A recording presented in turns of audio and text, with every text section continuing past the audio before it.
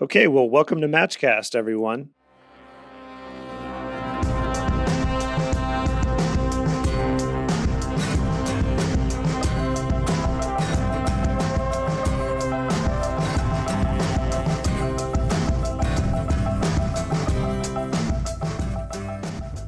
Today, we are very excited to be joined by Jessica Best, and we're going to talk in some detail about email marketing. Jessica is the Director of Data-Driven Marketing at Barkley in Kansas City, and we are so excited to have her with us today. So thank you, Jessica, for joining us. Thanks so much for having me. I'm looking forward to it. Yeah, absolutely. We met Jessica at Content Jam in Chicago a few weeks back. Content Jam is a content marketing conference put on by our mutual friends here in Chicago at Orbit Media Studios.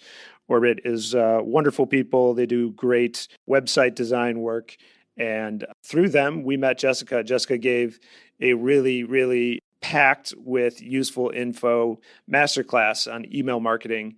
And in sitting and learning from Jessica, we thought we just had to have you on to get really deep on a few points about email marketing. Yeah, I love it. I love that it was so useful for you. And that's my goal, man. Let's share some more goodies. For sure. So you showed in your Content Jam presentation, the first slide was defining email marketing, and you had a three-pointed triangle, which I guess is the only kind of triangle. And at one point you had content, at another point you had list, and at the third point you had optimization. Email marketing can be such a deep and nuanced topic. So just want to provide that context. We'll put this graphic, if you don't mind, in the show notes and going wherever this conversation takes us. But it seems like this is going to be mostly about optimization. So just an FYI to have a little context for the listeners is we'll talk mostly about email marketing optimization in these few minutes that we have together to learn from Jessica. So Jessica, at Matchnode, we do email marketing, yet sitting in your presentation, we learned so much, and there's always so much to learn. And certainly you're really seem like an extreme expert on this particular subject. Our listeners are small and medium-sized business owners or other marketers, and I would guess the vast majority of them are probably doing their own email marketing. So I certainly had the experience of having our eyes open to a few things you were mentioning. What, for our listeners, is the one thing that you still see that most email marketers are not doing? It's a good point that you bring up that email marketers come in all shapes and sizes, just like anything. And I think whether you've got a team of 10 and you've hired an agency, or whether you've got you and a part-time person proofing your emails for you, I really see some of those groups of people making the same mistakes. And the biggest one that comes to mind is the pre-header. And I know you remember this from the presentation because it sort of blows people's mind when they realize that they have control over it. But the pre-header is that piece of text that sits above the first image in your email that you can actually see from the inbox in most inboxes. It's a snippet of text or whatever in the inbox. And Outlook has it, Android has it. iOS devices have 2 lines. So it's actually getting more real estate in the inbox than the subject line. So a lot of people don't optimize that. They kind of throw that away with, if you can't see this email, click here. Well, you don't realize that that's something that you can customize and improve on. And what I've seen really great email marketers do is find that dance between the subject line and the pre-header that really drives up open rates. And that's one of those small, simple things that right now a lot of people are sort of wasting that opportunity. So if you can figure out what plays on the subject line but isn't necessary once you open the email, because remember that some of that small text up there gets skimmed right over once you're in the actual email, focus on how you can get sort of supplement or maybe give a boost to the subject line to really garner that open. That's great. We'll definitely include a screenshot of that in the show notes so people can kind of see exactly what we're talking about. And you mentioned, if you can't see this email, click here. Is that sort of like the default that automatically kind of goes into your pre-header if you don't do anything to optimize it? Bingo. And regardless of the email platform that you're using, most of them will make that editable, and all of them could make that editable for you. So even if you're using a template, you might be using Constant Contact or MailChimp or Aweber, all of those as part of the template make that something that you can edit. Even when you get up into ExactTarget or an Influence or a IBM or whatever is out there, all of that is malleable. And so, just taking the time to find that default line of text and then add your additional sort of pre-header or that second subject line boost to the front of that, that can be that 2-second ad that really drives up, hopefully, engagement. Wow, that's so great because we all have the experience on today's world on our mobile devices of living in email. And a lot of ways, mobile devices are just so well suited for email communication. And seeing it in your inbox, and everyone's used to the subject line and the from name. Exactly. And then there's this other text, and Yep. everybody reads it, and it really gives you a sense of if you want to open that email, or what might it say, or what does that email hold beyond what we can see in just like our macro version of our inbox. You mentioned that the pre-header and the subject line should interplay. Can you give a hypothetical or real world example of how to do that correctly or what you've seen work? Yeah. So one of my favorite examples, and full disclosure, this is a client of mine, but they do such fun brand tone anyway. One of my favorite examples is Dairy Queen. They have a real sense, and this is another screenshot that we can add. I think I added that to the presentation, and we can maybe add that to the podcast. Of course.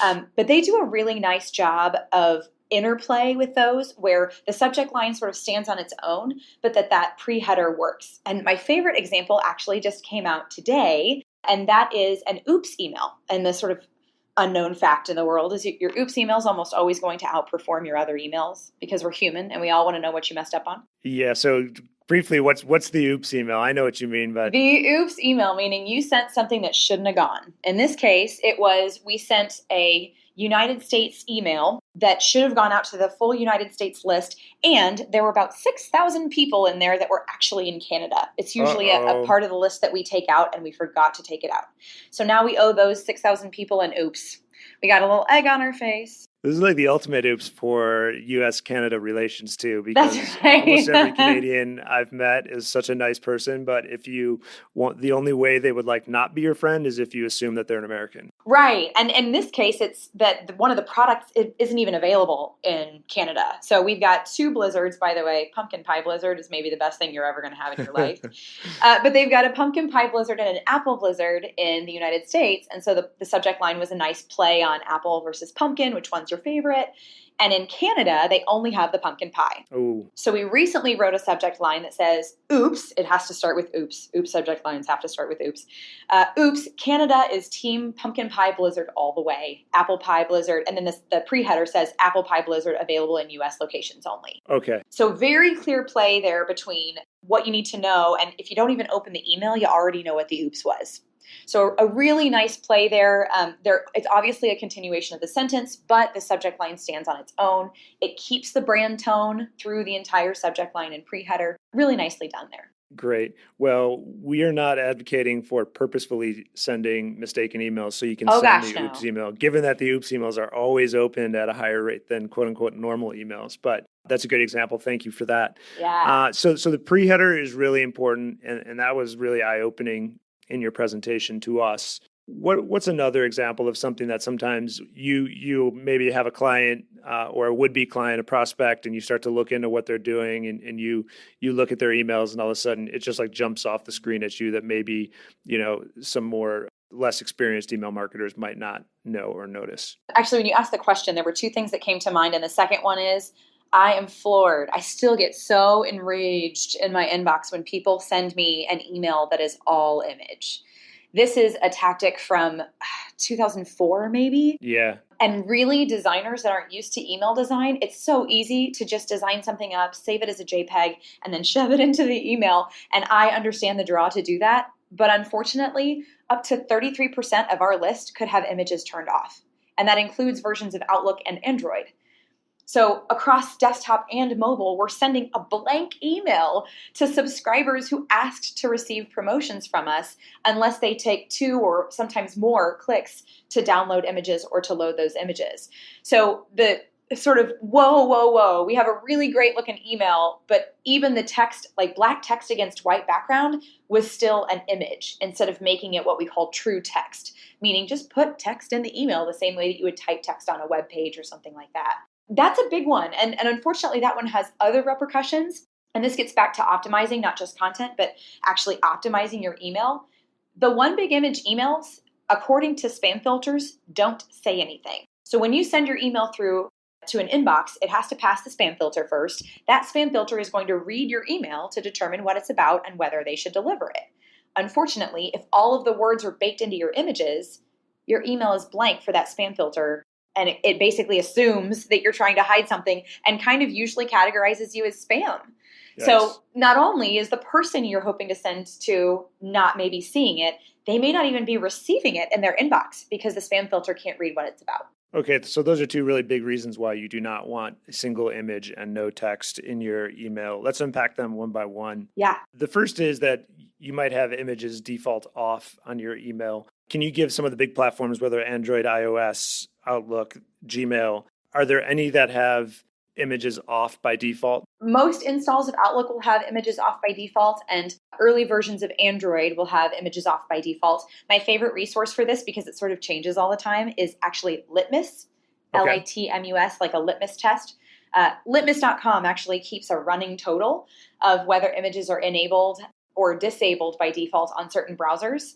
And if you just search litmus.com, they will totally have they update it probably quarterly, which is why I almost don't want to say anything that's maybe not true, but they are a great resource for that. And the bottom line is, if even one of your major inboxes is turning images off by default, it's not worth it.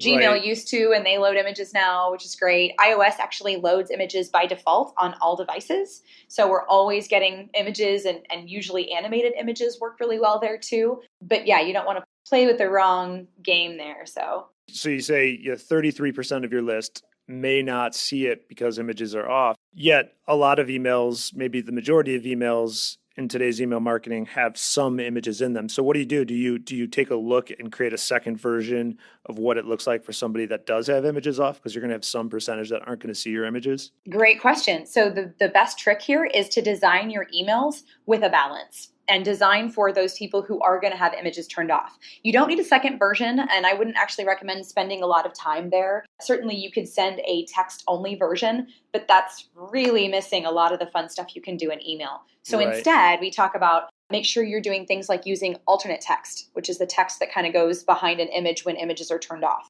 Doesn't work in all inboxes. Again, Litmus has a really great chart for that one. But at least it works in some inboxes, and you can even play with styling that in some cases, which is kind of fun. But the bigger thing is make sure that you have true text somewhere kind of above the fold. And I'm using air quotes on a podcast here, but above the fold on an email, meaning before someone has to scroll, they have to see some reason to scroll.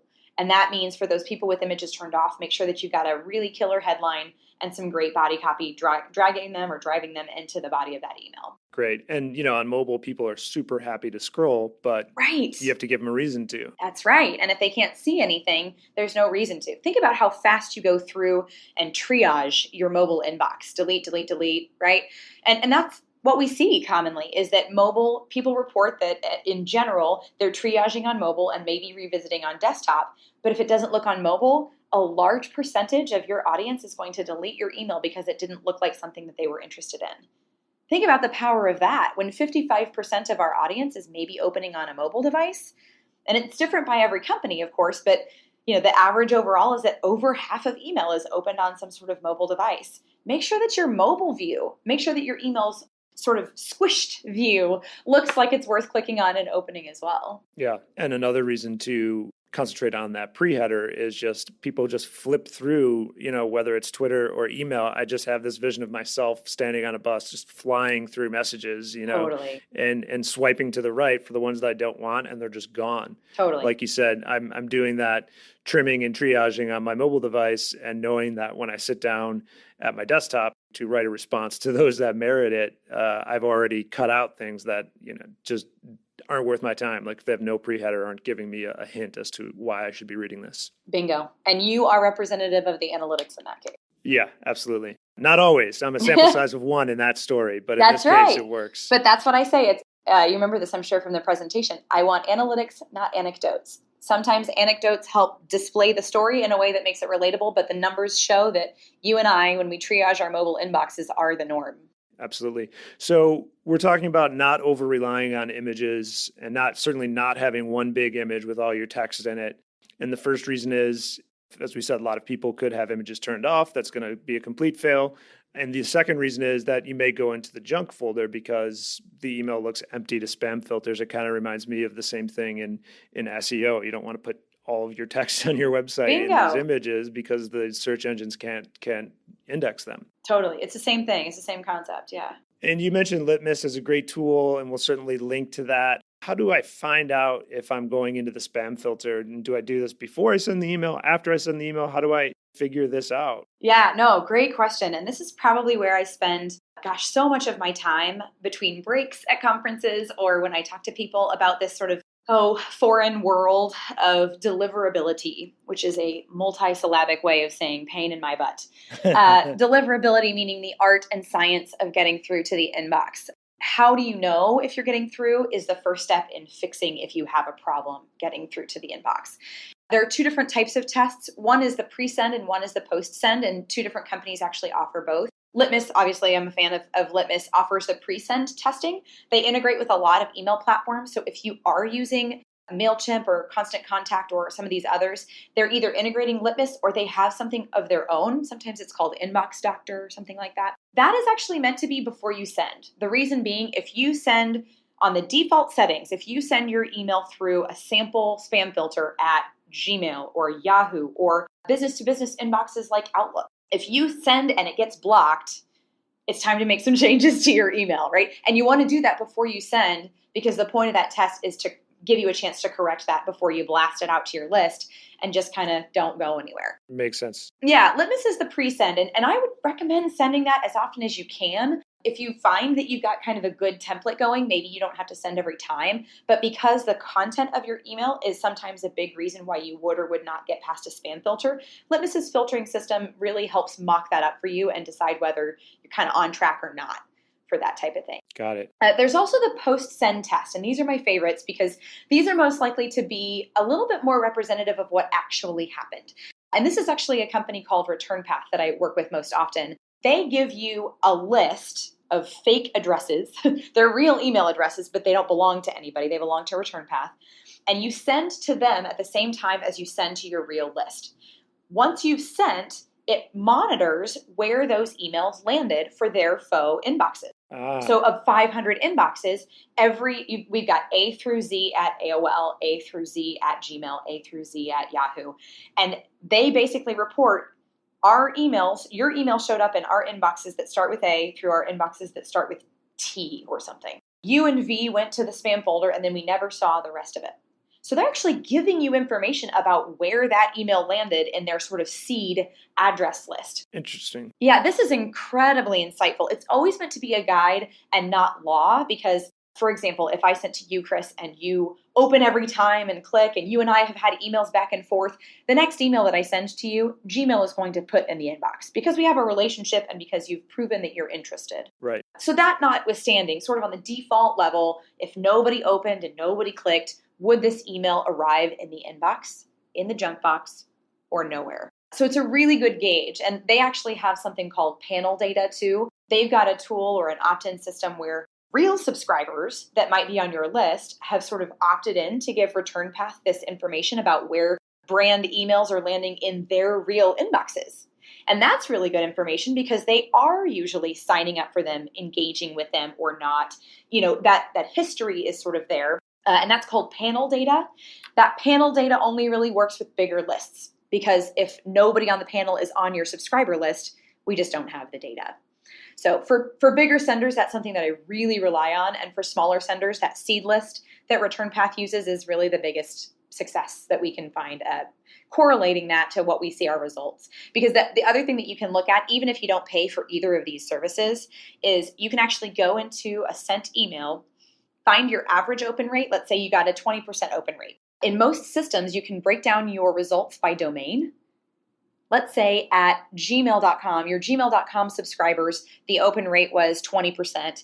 Hotmail.com subscribers or Outlook.com subscribers, the open rate was 18%. And then Yahoo.com subscribers, the open rate was 2% or 5%. Right. Something is obviously out of whack there. Yahoo likely sent us to another folder or maybe didn't deliver us at all. And that's sort of the dirty secret here is. Yeah. What is that? You kind of mentioned that earlier. You said go to the inbox, go to spam, or somewhere else. What's somewhere else? What do you mean? If it's not in the inbox, not in spam, where does it go? It can evaporate in space. This is my least favorite. Like, I feel like I tell people that Santa Claus doesn't exist when I say this. In email, because the inbox's primary goal is to make their inbox user happy, they do not owe email marketers like us anything at all. So when we send to them, they decide either where to place you or, unfortunately, if to place you. So you could go to the inbox, you could go to the junk folder, or Yahoo in particular, and I kind of pick on them, but they pick on us, so it's mutual. Yahoo can just decide, we're sending you to spam and people are marking you as spam. We really think you're spam. We're just not going to deliver the rest of your list. And that goes what we call missing. And return path numbers on this, like in the United States as a whole, all email marketers, about 73% of valid email marketing goes to the inbox. Another like 6 or 7% go to the spam folder. 20+% goes missing. What? So a larger percentage is just not being delivered and just disappearing than goes to spam. Bingo. And you don't know it's happening unless you're doing testing like this. And like I said, at the very basic level, start looking at your domain level report and just see if you've got some things that look really out of whack. Sometimes you'll see actual zeros. So in the case of AOL, when AOL blocks you as spam, they just, 100% across the board, they just block you. So you'll see a 0% open rate, a 0% click-through rate, and a 100% bounce rate. That is being blocked as spam at AOL. So take that as a first step. And if you see some red flags, it's time to start talking to either me or Return Path directly. They do have a fee associated with it. So if you're just not sure, you can always tweet me and see if you're on the right track. Well, yeah, such is life. Yes, there is a business behind the deliverability quotient. Yeah. Tools that provide value cost money. That's right. Okay, so that is super interesting. So your email could just go missing. You mentioned 73% usually gets through, or that's the standard or the normal, the average number, 6 or 7% to spam, 20% missing. So these numbers, you want to try to do a little bit better than those numbers, use those as a baseline. What do you do? Like, what if you run one of these tests and you realize you're at those numbers or below and you need to do better? What are some ways to improve deliverability apart from not having one big image, for example? What are some other things that you could do to increase your deliverability? Because that's just money left on the table if is not getting through. Bingo. And that's what I was going to sort of preface this with is 73% is the average. I think that most marketers that are paying attention to this can expect 95, 97, even 99% inbox placement. One quick aside, do not confuse the word delivered or delivery in your email service provider like Constant Contact or MailChimp will give you a 99% delivered. All that means is that did not hard bounce back to you. Hard bounce is when somebody's email address is bad. So out of 100, I had 99 of them delivered and one of them bounced back to me as a bad address. That is not the same thing here. No, and it's a measurement from the email platform of they're like, we sent it. Right. And we didn't hear that it bounced back and is dead, so we sent it. It's not saying that it actually landed in the inbox, it's just saying that it was sent. Yeah, that's exactly right. And so that's why these other tools have sort of made a living, because they're actually finding that just because you sent it doesn't mean it actually landed anywhere. And to your point, again, as a preface, the cost of deliverability monitoring or of the investment to fix your deliverability issues, if you have them, is by far justified if you understand that potentially really that 6% that's going to spam and that 20% that's going missing. So a quarter of your audience doesn't even have a chance to engage, doesn't have a chance to buy something from you. So if all other things being equal, you could get the same amount of money as you are from the 75%, add another 25% onto that. Let's say I sent to my list of 100 people and I'm only getting through to 75 of them, but 75 of those people purchased $75 worth of revenue. Think of adding $25 more of revenue if only I got through to the other 25 people, right? I think that I'm sending to 100 people and that 100 people are spending $75, but really 75 people are spending $75. And if I invest in getting through to the other 25, I can see a 33% uptick in my revenue or in my response rate purely by getting through to people that I already thought I was sending to. So the case is there, right? Like the case to invest in this is definitely there. And it starts with content. So how do we fix it? We found out that we're 70% in the inbox. What's next? There are two sides to this. One of them is your content, and that's the easy side, to be honest. And the other side is your reputation. And I'll start with content. Content like one big image, that's out. Also, misspellings or errors in your code. If you're coding your own emails, or if something's wrong with the way that you've been copying and pasting your emails, that can actually trigger spam filtering because it looks like it's a careless act that a marketer wouldn't do, but a spammer would. Unfortunately, if you are in the pharmaceutical industry or you sell Rolex watches, the content in your email can absolutely look spammy because it's a popular content item with spammers. And common things are marketing, percent off, dollar signs, free, free, free, Cialis in all caps.